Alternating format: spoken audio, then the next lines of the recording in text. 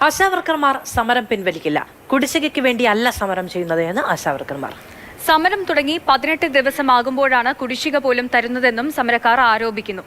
AK. Stephin ചേരുന്നുണ്ട് കൂടുതൽ വിവരങ്ങളുമായി. സ്റ്റെഫിൻ, കുടിശ്ശികയ്ക്ക് വേണ്ടിയല്ല പ്രധാനപ്പെട്ട ആവശ്യങ്ങൾ ഓണറേറിയം വർദ്ധിപ്പിക്കണം, അതോടൊപ്പം തന്നെ വിരമിക്കൽ ആനുകൂല്യം ഒക്കെ വേണമെന്ന ആവശ്യങ്ങളാണ് ആശാവർക്കർമാർ ഉന്നയിച്ചത്. അതിലൊന്നും ഒരു നടപടിയും ഉണ്ടായിട്ടില്ല.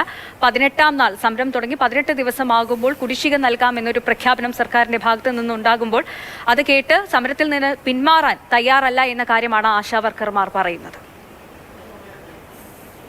തീർച്ചയായിട്ടും. കാരണം 7000 രൂപയാണ് അവർക്ക് ഓണറേറിയം ലഭിക്കുന്നത്. അത് 21,000 രൂപയാക്കണം. ഒപ്പം വിരമിക്കൽ ആനുകൂല്യമായി 5 ലക്ഷം രൂപ നൽകണം എന്നുള്ളതൊക്കെയാണ് അവർ പ്രധാനമായും ഉയർത്തുന്ന ആവശ്യങ്ങൾ. അത് അംഗീകരിക്കപ്പെടുന്നത് വരെ സമരം തുടരുമെന്നുള്ളത് തന്നെയാണ് ആശാവർക്കർമാർ വ്യക്തമാക്കുന്നത്.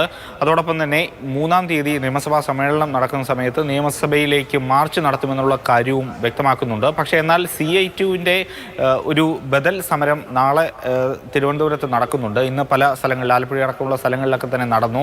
അതെല്ലാം ഇതിനെ ഭിന്നിപ്പിക്കാനുള്ള ഒരു ശ്രമമാണ്. പക്ഷേ അതിലൊന്നും സമരം പിന്നോട്ട് പോകില്ല എന്നുള്ളത് തന്നെയാണ് ഇപ്പോൾ തിരുവനന്തപുരത്ത് ആശാവർക്കർമാർ വ്യക്തമാക്കുന്നത്. ഏതായാലും സമരത്തിൽ നിന്ന് പിന്നോട്ടില്ല, സമരവുമായി മുന്നോട്ട് തന്നെ പോകും എന്നുള്ളത് തന്നെയാണ് അവർ വ്യക്തമാക്കുന്നത്.